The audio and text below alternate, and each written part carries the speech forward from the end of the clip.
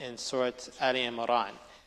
And this is, as we know, a section in the surah that speaks about the Battle of Uhud.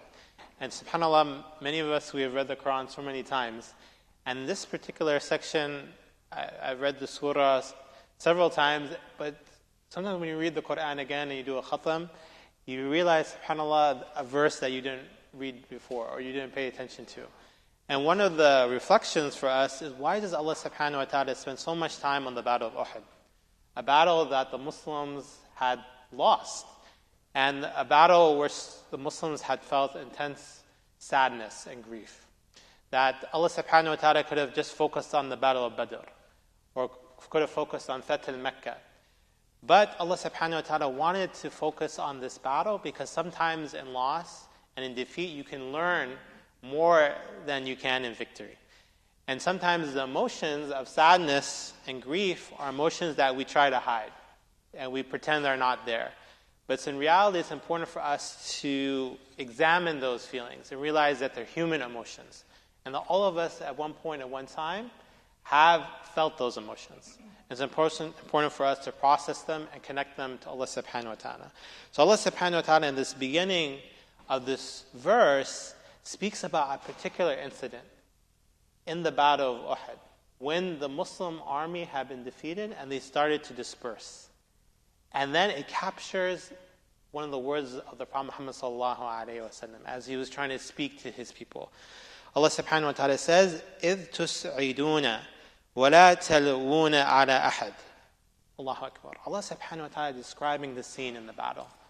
That Khalid bin Walid, he went around the mountain of Uhud, and the Muslims were caught off guard. They didn't know what was going on. They thought they had won the battle. And the army started to disperse, and it was chaos. And in this moment, they started to run away from the battle. And Allah subhanahu wa ta'ala says, تُسْعِدُونَ. And here, what's meant, the maqsood, is that they were running away, not looking back. Some say sa'ada literally means that they're going up a mountain where they're trying to escape the battlefield. وَلَا تَلْوُونَ. And they weren't looking back for anyone. وَلَا يَلْتَفِتْ. They weren't saying who's behind them, who can I help, who can I support. But rather, they were running as fast as they could. وَالرَّسُولِ يَدْعُوكُمْ subhanallah فِي أُخْرَاكُمْ. And the Prophet Muhammad sallallahu alaihi wasallam was calling them. He was telling them, come back, come back. And some of the mufassirin, they say, he was saying to them, Ay ibadallah irji'u. Oh, the servants of Allah, come back. And some of the narration, the riwayat, they say that only 12 people stay with Rasulullah sallallahu alaihi wasallam. Can you imagine? Sometimes we have this picture of the Sahaba as being so strong and listening to everything the Prophet Muhammad sallallahu alaihi wasallam did and resolute. But in this moment of crisis, only 12 of the closest Sahaba were circling him and taking care of him, making sure that he wasn't going to be killed.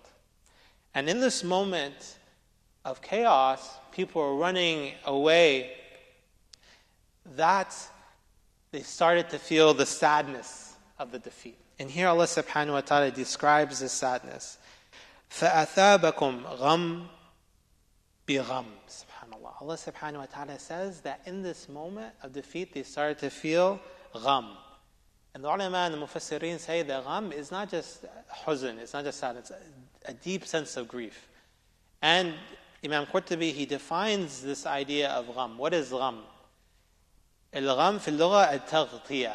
The al-gham in the Arabic language is covering. So imagine when someone feels sad, when you see a little child feeling intense grief, what do? They hide themselves. They almost take a blanket or a cover and put it over their heads. This is how, or imagine the idea of grief. And then it says, وَيَوْمَ الْغَمْ وَلَيْلَةَ الْغَمْ إِذَا كَانَ مُظْلِمَيْنِ. So if there was a day that was gham, that had this idea of ghammun, or a night, meaning that it was dark. So this is another shade of the meaning. So if the day had a lot of clouds in it and you couldn't see the sun, that was a day of gham. And if it was night and you couldn't see the moon, so they say that the gham ala hilal, if there's a crescent moon but you can't see it because there's clouds and then you can't see the stars, this becomes a very dark night. And this is how the believers felt. They felt this sense of darkness. And they felt this sense that they wanted to hide.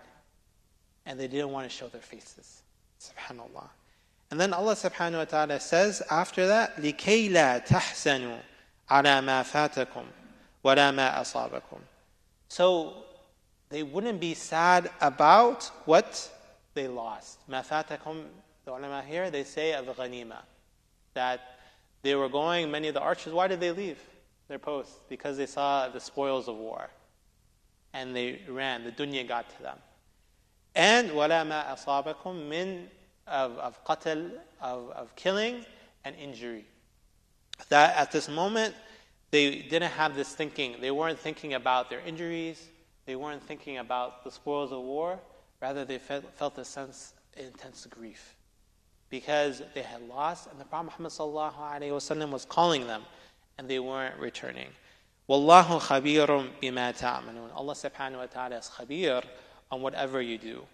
Here, the ulama Ibn Kathir, he cites another example from the seerah of the Prophet Muhammad ﷺ. And in this moment, the kuffar of the Quraysh were so excited. They said, oh, this little army beat us in Badr. But now we came back. We've returned. And we've exerted our superiority. And in this moment, Abu Sufyan, he started to scream, and his companions with him. And he said to them, go and praise the different lords. And he says, i'lu al-habal. So one of the lords was this Habal, one of the idols. And he started to tell the kuffar, scream now, scream, we're going to scream the Lord, He's back. They thought this Allah subhanahu wa ta'ala was going to take over? No. فَقَالَ رَسُولُ اللَّهِ صَلَّى اللَّهُ عَلَيْهِ وَسَلَّمَ أَلَا تُجِيبُوا. Then he called his companions around him and said, are you going to respond to them? And they said, فَقَالُوا يَا رَسُولُ اللَّهِ مَا نَقُولُ. What are we supposed to say in return? He says, قُولُوا اللَّهُ أَعْلَى وَأَجَلُ. Allah subhanahu wa ta'ala is the most high and the most majestic. And then they said, قَالَ لَنَا الْعِزَّةِ وَلَا عِزَّ لَكُمْ. And we have honor today, and you have no honor. فَقَالَ رَسُولُ اللَّهِ صَلَّى اللَّهُ عَلَيْهِ وَسَلَّمَ أَلَا تَجِيبُوا. And then he turned to his companions and said, are you going to respond to these kuffar? And then they said, قَالُوا يَا رَسُولُ اللَّهِ مَا نَقُولُ. What are we supposed to say? He says, قُولُوا اللَّهُ مَوْلَانَا وَلَا مَوْلَى لَكُمْ. SubhanAllah. Tell them that Allah is our protector and that you have no protector. These idols are not going to take care of you. And this is a hadith narrated in Bukhari. That in this moment, the kuffar, they had felt the return of their system of belief, their kufr. Allah subhanahu wa ta'ala inspired the Prophet Muhammad sallallahu alayhi wa sallam to tell them, no, that in this moment of defeat, we will come back. We will rise. Allah subhanahu wa ta'ala is the most high, and He is our protector. So brothers and sisters in Islam, to conclude, we see that this verse is so powerful because the Quran only does not speak about joy. When you read the Quran, you could say, oh, it should just be about heaven. It should just be about Jannah. It should just be about the victories of the Prophet Muhammad sallallahu alaihi wasallam. But it speaks about these moments of intense sadness and grief. And this is important for us because all of us as humans are sad. We may not admit it, we may not necessarily acknowledge it, but sadness is a human emotion. And if you look at the Quran, subhanAllah, the huzn and gham comes again and again. لِكَيْ لَا تَحْزَنُوا عَلَىٰ أَنفُسِهِمْ. So they won't be sad on themselves, so they won't be sad on losing their children, or they won't be sad about what has occurred in their life. So Allah subhanahu wa ta'ala acknowledges this emotion. But many times, we don't connect it with spirituality. We feel the sadness, but we don't necessarily turn to Allah subhanahu wa ta'ala and say, Ya Allah, I'm feeling sad. Please, I'm feeling a sense of grief, of defeat. Please help me. Please guide me. And we see that in this particular verse, we see the humanity of the Prophet Muhammad sallallahu alaihi wasallam. And even in my conversations I have with my kids, sometimes I teach my kids the Surah and the Quran. And one of my daughters said to me once, she said, it's hard for me to connect to the Prophet Muhammad sallallahu alaihi wasallam. I said, why? I said, he's a human being, he's mortal. She said, because he's perfect. How can you connect with someone who doesn't have any flaws? Then I told her, well, he's the best of human beings, but he is a human like us. He felt the happiness, the sadness. He experienced victory and defeat.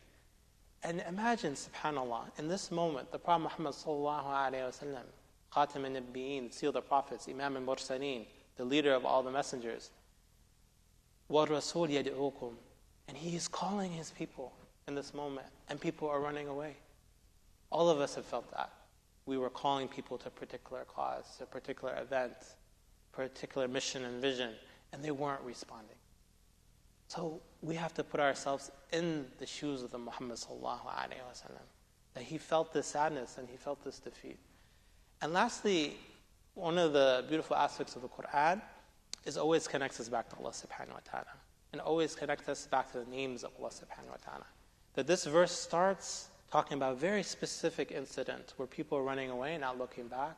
The Prophet Muhammad sallallahu alaihi wasallam calling them, and then they're not initially responding. And then Allah subhanahu wa ta'ala says, Wallahu khabirun bima ta'amalun. It connects us back to the name of Khabir. Allah subhanahu wa ta'ala is aware. That you think in this large battle, people would forget, or Allah subhanahu wa ta'ala wouldn't be aware, and that people wouldn't notice that in this particular moment the Prophet Muhammad sallallahu alaihi wasallam was in crisis. But Allah subhanahu wa ta'ala says, I'm Khabir, I'm aware. I know what is going on. I know what's going on here, in Gaza, in Sudan, in all these places. Allah subhanahu wa ta'ala is not ignorant of this. And it's important for us that when we feel in this state of loss, in this sense of sadness and grief, that we connect back to Allah subhanahu wa ta'ala. And we connect back to Him, realizing that He is Al-Khabir, that He is all aware, that He knows how we're feeling. He knows our state and our hal.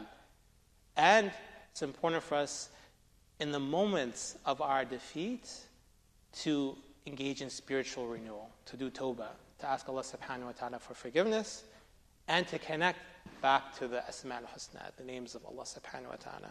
We ask Allah subhanahu wa ta'ala for forgiveness. وَالْعَصْرِ إِنَّ الْإِنسَانَ لَفِي خُسْرٍ إِلَّا الَّذِينَ آمَنُوا وَعَمِلُوا الصَّالِحَاتِ وَتَوَاصَوْا بِالْحَقِّ